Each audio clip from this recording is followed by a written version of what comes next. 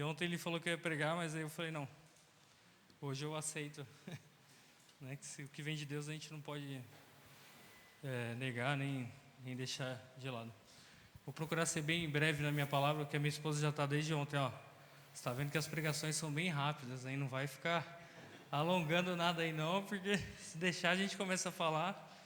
Eu particularmente sou bem reservado, mas às vezes quando a gente começa a falar de Deus, a gente acaba perdendo um pouco a noção do tempo. Amém? Bom, o tema de hoje é o mês de setembro, né? O nono mês do ano, e a gente vai clamar e interceder por sabedoria. Quando eu peguei ontem o tema e vi, né, a respeito do tema de sabedoria, eu falei, poxa, a luz para os meus pés, né, a lâmpada para os meus pés, a luz para o meu caminho, era bem mais tranquilo para fazer a pregação, mas Deus sabe de todas as coisas. Amém? Eclesiastes 8:6 vai dizer para nós aqui, ó, porque há um tempo e um modo para todo propósito, porque é grande o mal que pesa sobre o ser humano. Esse tema ele vai falar a respeito de sabedoria, mas ele vai tratar muito com a gente também, com uma coisa que tem acontecido muito nos dias de hoje, que é a ansiedade.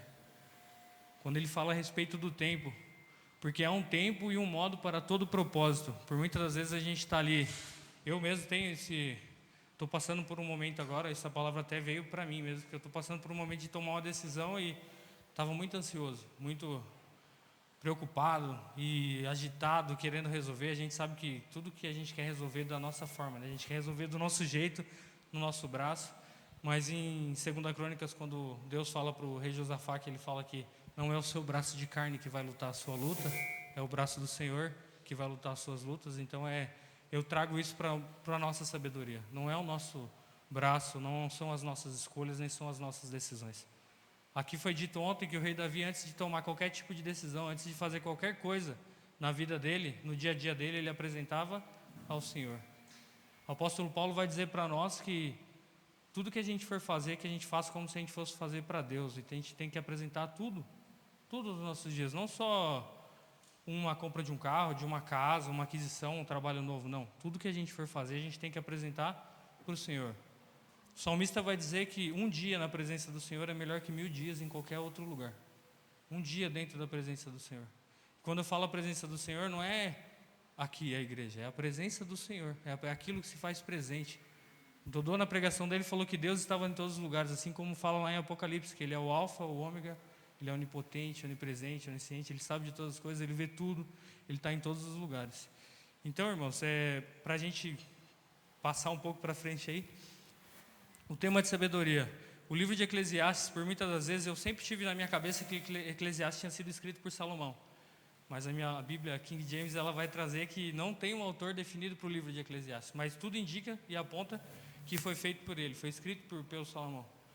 E o Dodô leu ali Tiago 1:5, que estava aqui na minha lista de versículos sobre sabedoria, confirmando aquilo que o Senhor preparou para nós. A Sara já veio com Provérbios 1, também trazendo mais um versículo que estava na minha lista aqui para apresentar a respeito de sabedoria. Então, assim, a gente tem que preparar mesmo, estar preparado todos os dias e pedir o discernimento para o Senhor. Na minha caminhada com Cristo, eu aprendi muito a respeito do quê? Da gente orar e interceder ao Senhor e pedir por discernimento, pedir para Ele nos dar o discernimento. Por muitas das vezes o discernimento nada mais é do que a sabedoria, é a calma, é a paciência, é não querer agir da nossa forma, resolver do nosso jeito, não. É entregar nas mãos de Deus e falar, Senhor, está aqui. Ou então você chegar para o seu problema e falar, está aqui, ó, esse é o meu Deus, eu não vou resolver nada. Eu não sou ninguém para resolver nada, é só o Senhor quem vai resolver por mim. Acompanhando uns lances de pregações aqui da campanha, né? Eu vi aqui que o pastor Lucas pregou aqui, né? O bispo Lucas pregou aqui, um grande amigo meu, e ali ele falava a respeito da tela, né? Que por muitas das vezes a gente fica o dia inteiro em frente à tela e esquece de estar em frente ao Senhor. E com relação às nossas aflições e às nossas ansiedades, nós temos ficado em frente a nós mesmos ou em frente ao Senhor? Nós temos entregues as nossas ansiedades e as nossas aflições a nós mesmos ou ao Senhor? Por muitas das vezes a gente tem tentado resolver sozinho, tem tentado resolver na nossa força, na nossa vontade, na nossa correria.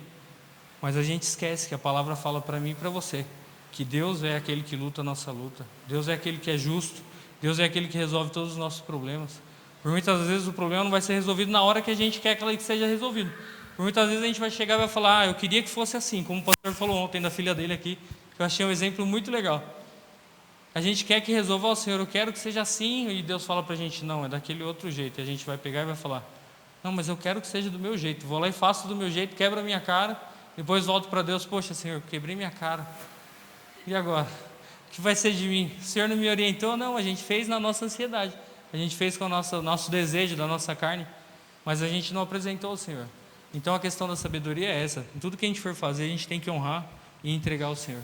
Qualquer coisa, desde o menor até o maior problema, ou desde a menor até a maior decisão que você for tomar na sua vida, você tem que apresentar ao Senhor. Amém? A gente vai ver também aqui, desculpa, eu trouxe até uma colinha aqui, porque faz um pouco de tempo que eu estava meio enferrujado. Mas se a gente for ver aqui, ó, a respeito do tempo, né, como o livro vai falar do tempo, nós temos dois tipos de tempos na Bíblia. Nós temos o Cronos, que é o nosso tempo, o tempo relógio, que é aquele que está apontando para mim, marcando o horário. E nós temos o Kairos, que é o tempo de Deus. E assim como eu acabei de falar, e parece ser redundante eu estar falando a mesma coisa, mas é mais uma vez para fixar na cabeça de cada um de nós. Nada é resolvido no Cronos, tudo é resolvido no Kairos. Nada é resolvido no nosso tempo, tudo é resolvido no tempo de Deus, na vontade de Deus. No momento que Ele definir e decidir que vai ser feito por Ele. Pode ser que vai doer na gente, pode ser que não vai agradar, pode ser que não é aquilo que você quer, não é aquilo que você pediu para Deus. Mas você já parou para pensar que aquilo é a vontade de Deus que está acontecendo na sua vida? Por muitas das vezes, irmãos, eu não sei o que cada um de nós aqui estamos passando, não sei. Se eu tivesse esse dom de poder olhar para a cara de cada um de vocês e falar, nossa, eu sei o que ele está passando, eu sei a dificuldade, eu sei a luta. A gente não sabe, a gente não tem esse discernimento, não pode ter, porque Deus não permite para a gente isso é dele. Mas eu não sei o que você está passando, mas uma coisa é certa, é no Kairos que vai ser resolvido. Não é no seu tempo, não é no meu tempo. Se você tem uma decisão para ser tomada, se eu tenho uma decisão para ser tomada, entenda uma coisa, como sabedoria para a sua vida nessa noite, não é você, não é a sua decisão. Apresente para Deus, se você já apresentou, continue orando, peça confirmação, que é no Kairos que vai ser resolvido. Amém? Eu separei alguns versículos para a gente falar um pouco mais a respeito de preocupação com relação à nossa ansiedade, né? Como a gente estava falando a respeito. A ansiedade é um dos maus do século, né? Justamente por causa do celular, que a gente fica grudado nele o tempo todo, justamente por causa das telas, rede social, TV, videogame e muitas outras coisas. Esse é o mal do século. Eu li uma pesquisa americana que diz que é o câncer cerebral, né? É a lavagem cerebral. Ela está derretendo os neurônios das pessoas porque a gente está viciado naquilo e você perde o seu tempo de qualidade. E o tempo, o Cronos, é a única coisa de qualidade que a gente tem, é a única coisa mais valiosa que a gente tem. A gente pode ter tudo na vida, pode ter carro, casa, tudo que de material que você puder ter. Mas se você não tiver tempo, um tempo de qualidade para você se dedicar à sua família, para você se dedicar ao seu Deus, para você se dedicar àquilo que realmente é valioso para você, não adianta de nada. Você pode ter muito tempo, ter muita coisa para curtir e não ter tempo, tem que trabalhar, tem que fazer tantas outras coisas. O livro de Eclesiastes, no capítulo 3, vai falar, né, do 1 até o 11, a respeito do tempo, que há tempo para todas as coisas. Mas esse tempo de todas as coisas, no tempo do Cronos, se a gente colocar para o nosso dia a dia, a nossa rotina, ela engole todas as nossas... Tudo que a gente tem para fazer, você acaba colocando o quê? Tudo que é rotina vai tomando prioridade das coisas de Deus, daquilo que não deveria ser despriorizado, digamos assim. Não deveríamos tirar as coisas de Deus da nossa vida. Eu, por muitas das vezes, eu me culpei por isso. Quantas vezes já trabalhava 18 horas por dia, 19 horas por dia? A gente perde aquele tempo de qualidade, tanto com Deus, quanto com a nossa família, que é o nosso primeiro ministério, a nossa casa. Quantas vezes eu não perdi isso, por causa de trabalho? E eu tomei para mim como decisão, esse ano eu falei o quê? Senhor, eu vou tomar o meu Cronos dividido. Eu vou trabalhar o que tiver que trabalhar o necessário, não vou me matar mais, vou me dedicar melhor às suas coisas, às coisas de Deus, é aquilo que vai nos trazer prazer, e entreguei nas mãos de Deus. Falei, vou perder receita? Vou, mas eu vou entregar na sua mão e você é o dono de todas as coisas, você sabe de todas as coisas. Se o Senhor botou isso dentro do meu coração, é porque o Senhor vai me honrar. Eu quero estar aqui dentro da casa de Deus, eu quero estar pregando a palavra, eu quero estar em outros lugares, quero estar fazendo o evangelho, quero. Mas para eu poder fazer isso, eu vou ter que abrir mão de algumas coisas em relação ao meu trabalho. Mas, se Deus brotou isso dentro do meu coração, foi feita a vontade dEle, não foi feita a minha. E eu estou seguindo, estou só seguindo aquilo que a palavra está dizendo para a gente. Estou deixando a minha ansiedade de lado, porque a gente sabe, a gente deita a cabeça à noite no travesseiro e fala, nossa, tem escola para pagar, tem boleto aqui, boleto ali, mas eu esqueci os meus boletos e entreguei na mão do Senhor. E vou deixar que Ele direcione os meus caminhos. Assim como Mateus 6, do 25, 33 ao 34, Deus vai falar para a gente que a gente não deve se preocupar com o quê? Com a vida, com o que comer, com o que beber, com o que vestir, com nada, porque Ele é aquele que vai nos vestir, Ele veste até o lírio do campo, que Ele não vai vestir a gente, não é isso que a palavra diz? Mateus 6,34 também vai dizer que nós não devemos nos preocupar com o dia de amanhã, porque Ele trará suas próprias preocupações. Quantas vezes a gente não vai deitar e descansar e você para, a cabeça não para, você está lá, nossa, amanhã tenho isso, tem aquilo outro. Descansa no Senhor, irmão. Entrega na mão dEle, Ele vai fazer tudo para você. Descansa nele, entrega na mão do Senhor. Isso é a sabedoria. Essa é a sabedoria que a gente tem buscado. Essa é a sabedoria que está apresentada aqui para o mês de setembro, mas que a gente tem que trazer para todos os dias das nossas vidas, que a gente tem que trazer para todo momento que a gente estiver aqui. É essa a sabedoria, é a calma, a paciência. Filipenses também 4, do 6 ao 9, vai falar que nós não devemos nos preocupar com nada, mas sim orar, suplicar e agradecer a Deus. Basicamente tudo aquilo que eu preguei para vocês e falei para vocês até agora. Provérbios 12, 25 vai dizer que a ansiedade sobrecarrega o coração, mas a boa palavra o alegra. Então a ansiedade ela vai corroer a gente por dentro. Eu tenho alguns amigos que tiveram crise de pânico, crise de ansiedade, o famoso burnout de hoje em dia, que as pessoas têm dá aquela travada já ela e não consegue fazer mais nada. Tudo isso por causa de ansiedade. Tudo isso porque, por muitas das vezes, as pessoas deixam a rotina tomar conta de Deus na vida delas. E eu não quero isso para a minha vida, eu espero que vocês também não queiram isso para a vida de vocês. Amém? 1 Pedro 5, 7 vai dizer que devemos lançar toda a nossa ansiedade sobre Deus, pois Ele tem cuidado de nós. Irmãos, eu tenho exemplos de muitas pessoas que, na Bíblia, muitas pessoas na Bíblia que elas fizeram o quê? Elas esperaram em Deus e elas entregaram ao Senhor a toda a sua ansiedade e tiveram sabedoria para poder esperar e alcançaram aquilo que elas buscavam. O primeiro exemplo é Abraão. Deus testou a fé dele quando pediu que ele sacrificasse Isaac. Eu imagino a agonia e a ansiedade daquele pai subindo ali, com aquele filho, e o filho perguntando: pai, cadê o cordeiro? Onde a gente vai sacrificar? Cadê ele? E ele sabendo que o sacrifício era o filho, um filho que ele tanto lutou e batalhou para ter, mas ele obedeceu, ele perseverou, ele foi perseverante, ele obedeceu ao Senhor. Aí é mais um passo para a nossa sabedoria, é a obediência e a perseverança na palavra, não em nós mesmos, não confiar no nosso braço. Assim como eu disse que lá em 2 Crônicas, quando o rei Josafá estava ali indo para a guerra, que Deus pegou e falou para ele: não é o seu braço de carne que vai vencer essa guerra, não é o seu braço, não é o meu braço, não sou eu, não é você, é Deus quem vai fazer as nossas vitórias, quem vai trazer as nossas conquistas. Amém? José do Egito. José ele enfrentou diversas adversidades. Ele foi vendido como escravo pelos irmãos. Ele era renegado ali por todos. Todo mundo aqui acho que conhece um pouco da história de José. E ele perseverou. E no final ele virou o quê? Governador do Egito. Isso foi o que Deus fez na vida dele, Se a gente for ler, eu vou só correr rapidinho aqui para eu não tomar muito tempo. Moisés, mesma coisa. Moisés, ele perseverou diante de várias dificuldades, assim também como foi pregado aqui a respeito da teimosia do povo, aquele povo que perdeu a terra prometida. Por quê?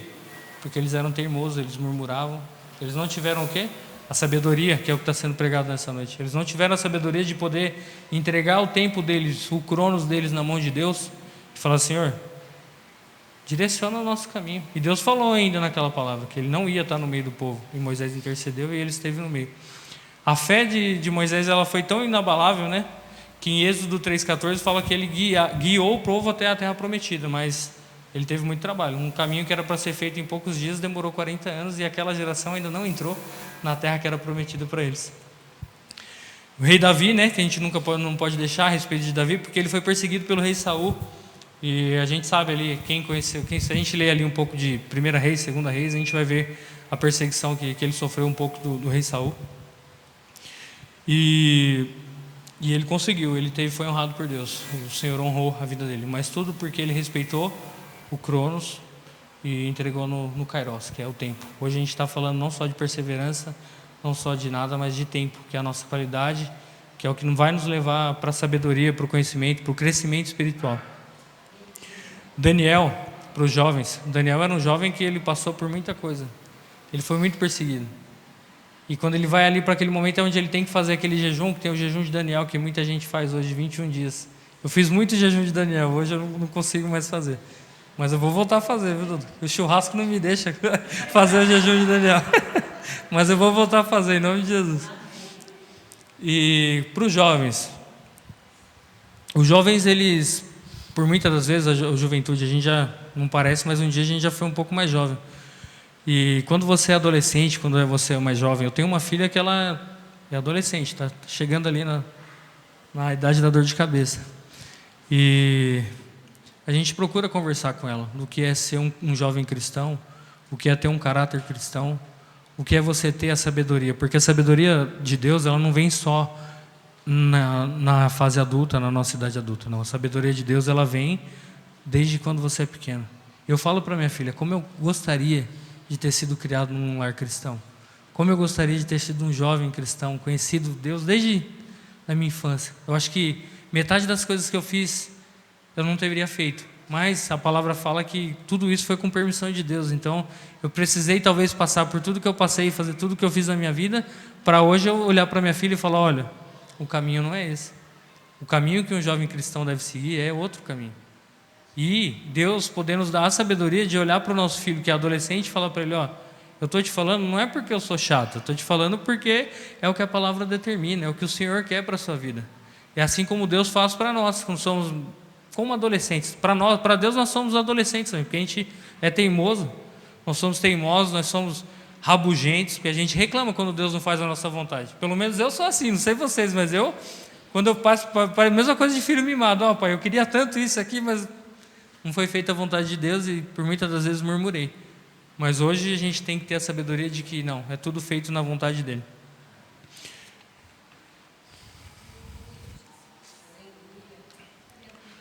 O livro de Tiago, né? Que é o Tiago, irmão de Jesus, não o apóstolo. O discípulo, todo mundo confunde. Tiago vai falar que bem-aventurado é o homem que suporta a provação, porque depois de aprovado receberá a coroa da vida, que o Senhor prometeu aos que o amam. Assim como eu falei, eu não sei qual a dificuldade que você está passando essa noite, eu não sei como você entrou aqui, mas de uma coisa eu sei, você não vai sair daqui igual você entrou, você vai sair daqui transformado, renovado.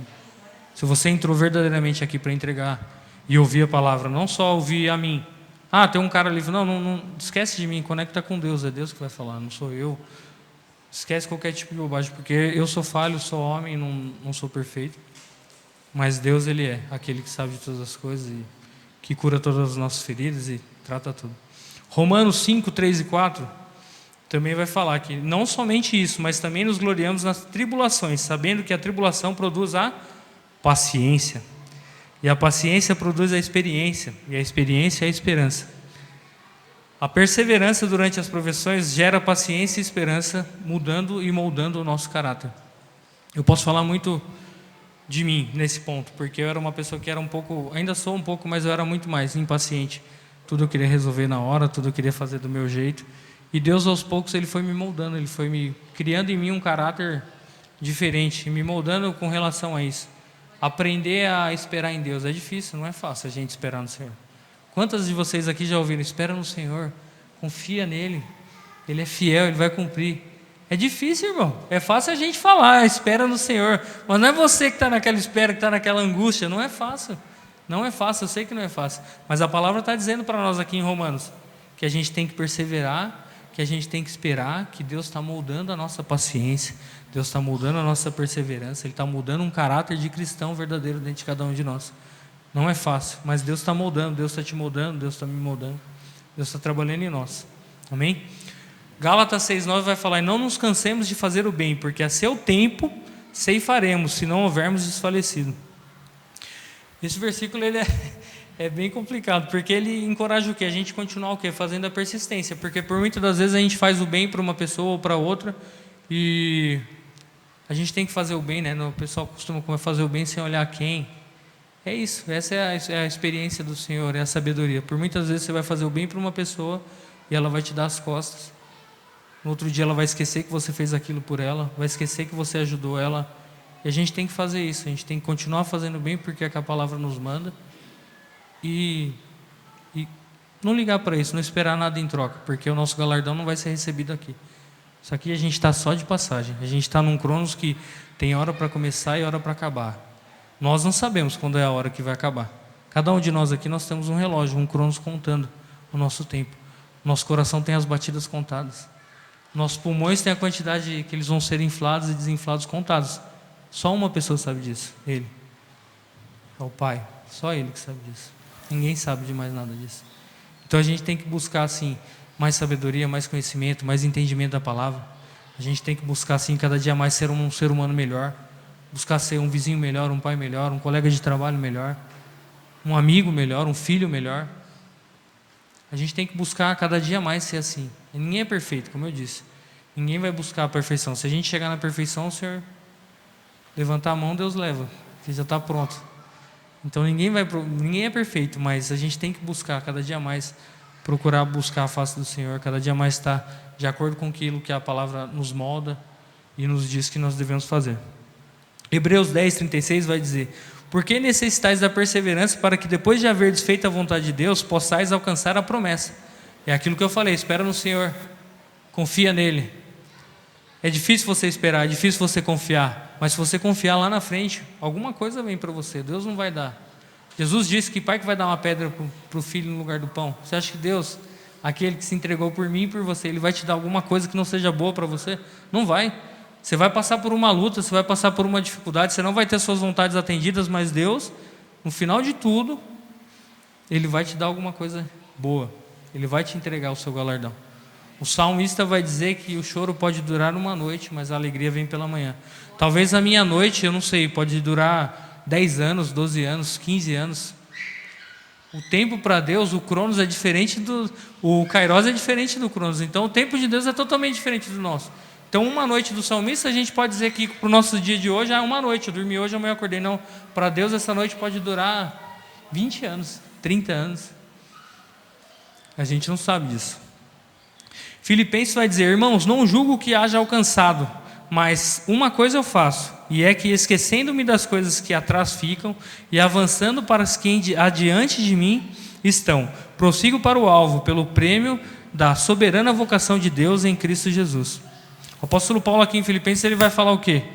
Esquece o que passou para trás, deixa, para de olhar para o seu passado. É isso que Deus está dizendo para mim e para você nessa noite. Se desprende do seu passado, para de olhar para a sua velha criatura e começa a olhar para a nova criatura que Deus fez em você. A palavra diz que depois que a gente foi batizado, a gente foi feito o quê? Nova criatura. Nós fomos feitos novas criaturas. Nossa vida foi transformada a partir do momento do batismo, a partir do momento em que nós recebemos Cristo como o nosso único e suficiente Salvador. A nossa vida, ela tem que ser transformada. Eu conheço um pastor amigo meu que ele fala assim: cara, se você está sentado no banco e não está vivendo o evangelho, não está reconhecendo a Cristo, você está vivendo uma mentira. Você não está vivendo uma verdade. Quem conhece verdadeiramente a Jesus Cristo tem a sua vida transformada, tem o seu dia alterado, a sua forma de ver as coisas, elas mudam. As minhas formas de ver as pessoas e as coisas, elas mudaram muito, através de Cristo, através da fé. Porque se a gente for olhar pela nossa natureza pecadora, nossa natureza adâmica, a gente já nasceu pecador, a gente já nasceu predestinado a ser pecador. O pecado já está aqui, na nossa carne aqui. E a gente, através da graça de Deus, que é o favor imerecido, nós somos lavados, remidos.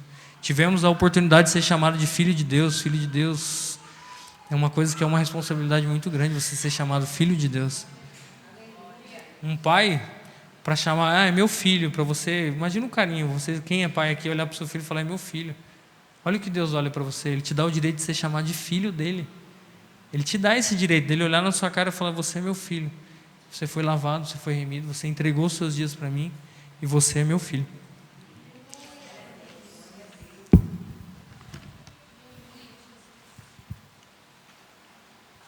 Segunda Coríntios 4, do 16 ao 17 vai falar: por isso não desfalecemos, mas ainda que o nosso homem exterior se corrompa, o interior, contudo, se renova de dia em dia, porque a nossa leve e momentânea tribulação produz para nós um peso eterno da glória muito excelente.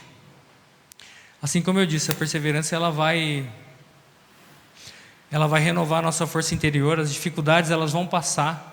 Eu comento muito com a minha esposa a respeito disso, falando: não tem momento difícil ou ruim que não vai acabar. Uma hora isso acaba. Você pode estar passando pela luta que for, você pode estar um momento bom também. Um Uma hora acaba. Tudo tem um começo, tudo tem um meio e tem um fim. Ninguém vai viver uma vida perfeita a vida inteira e ninguém vai viver uma vida horrível a vida inteira, não. É na caminhada com Cristo que você vai conquistar a sabedoria e que você vai entender que haverão momentos em que você vai estar lá embaixo, destruído, dependendo cada vez mais do Senhor, mas haverão momentos que você vai estar lá em cima, bem, mas também dependendo de Deus, porque nós somos dependentes de Cristo em todos os momentos das nossas vidas. A gente depende de Deus em tudo, até para respirar a gente depende dele. Se ele não tivesse feito esse oxigênio perfeito para nós aqui, ninguém estava respirando, não tinha ninguém vivo aqui, né? Mateus 24:13 vai dizer: mas aquele que perseverar até o fim será salvo. Timóteo 4:7 fala: combati o bom combate, acabei a carreira e guardei a fé. É isso. A nossa caminhada com Deus a gente vai começar como nécio, sem conhecimento nenhum. Nós vamos aprender a respeito da palavra. Nós vamos nos amadurecer no Evangelho. Nós temos que manter a constância, perseverança, porque não é porque o irmão tem 30 anos de caminhada no Evangelho ou 40 anos de caminhada no Evangelho que ele tem sabedoria. Por muitas das vezes ele pode ter até 50 anos de caminhada, mas se ele não entregou o caminho dele para Cristo de verdade, só ficou aqui sem buscar o conhecimento, sem deixar que Cristo entrasse e trabalhar na vida dele, porque eu tinha um pastor que ele falava assim: o Espírito Santo ele é educado, para ele entrar na sua vida ele não vai entrar metendo o pé na porta, ele vai bater e você tem que abrir a porta do seu coração, da sua alma, do seu ser, para que o Senhor entre e realmente seja feita uma mudança, que ele mude você de dentro para fora. E aquilo, tem pessoas que estão na caminhada há 1 ano, há 6 meses e estão adquirindo uma sabedoria que praticamente um rei Salomão. E tem pessoas que estão há 48, 40, 50 anos na caminhada que ainda são nécios, são frios, sem conhecimento, são rasos na fé. Então o seu tempo de caminhada no Evangelho, o meu, o seu tempo de caminhada não determina a sua sabedoria. O que determina a sua sabedoria é a sua conduta, é o seu dia a dia, é aquilo que você demonstra para as pessoas através das suas atitudes, das suas palavras. Não é porque você está com a Bíblia embaixo do braço que você é sábio. Não, irmãos, muito pelo contrário. A gente já viu muitas pessoas com a Bíblia embaixo do braço matarem e assassinarem outras pessoas na fé.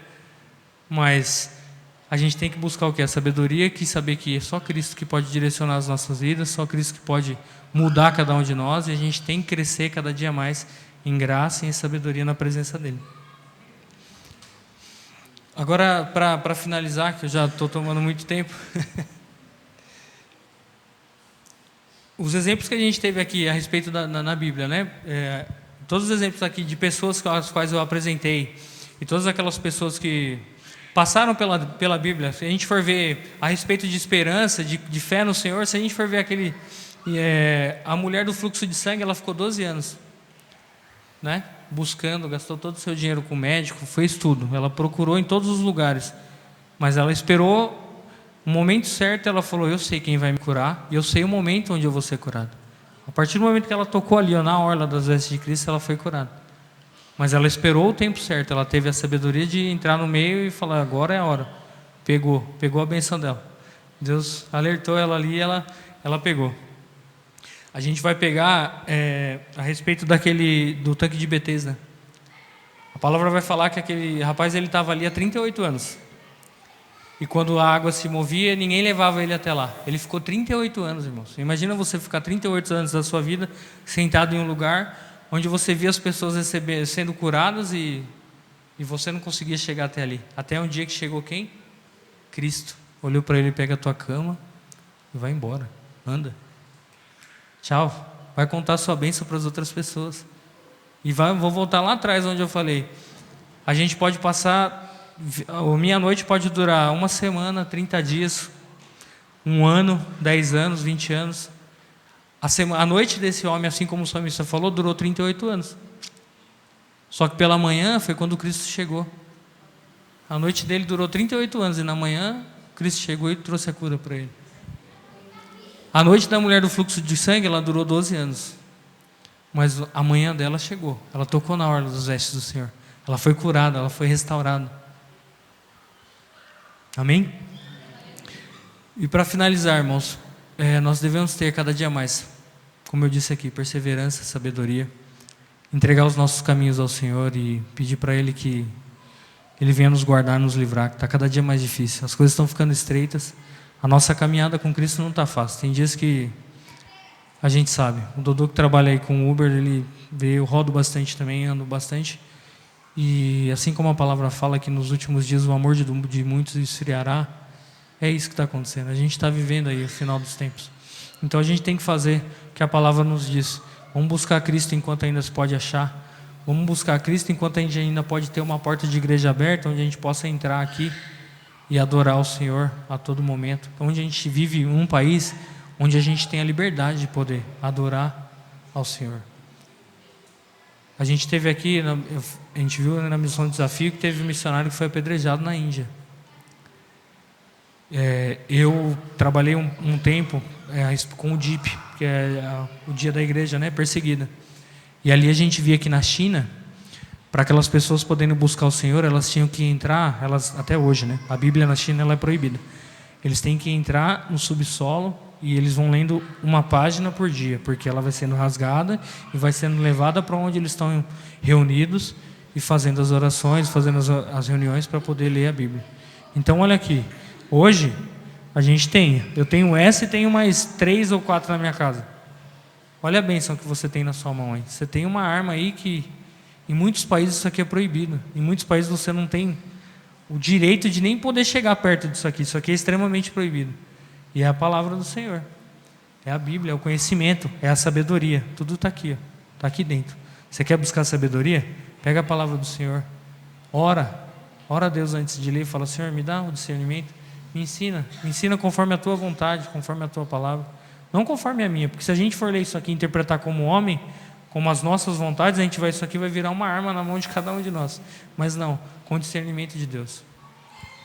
O Jô Soares fala que ele leu a Bíblia 3 vezes. Ele falava, né, que falecido, ele falava que ele leu a Bíblia 3 vezes. E ele não conseguia entender. Aí eu explico para vocês, uma leitura científica é uma leitura científica. Ele leu a Bíblia como a gente lê um livro. Como você lê um livro de trabalho. Eu, por exemplo, na minha área de trabalho, tenho uma coisa chamada Regulamento do ICMS. Eu já li esse Regulamento do ICMS de São Paulo, ele tem 728 artigos.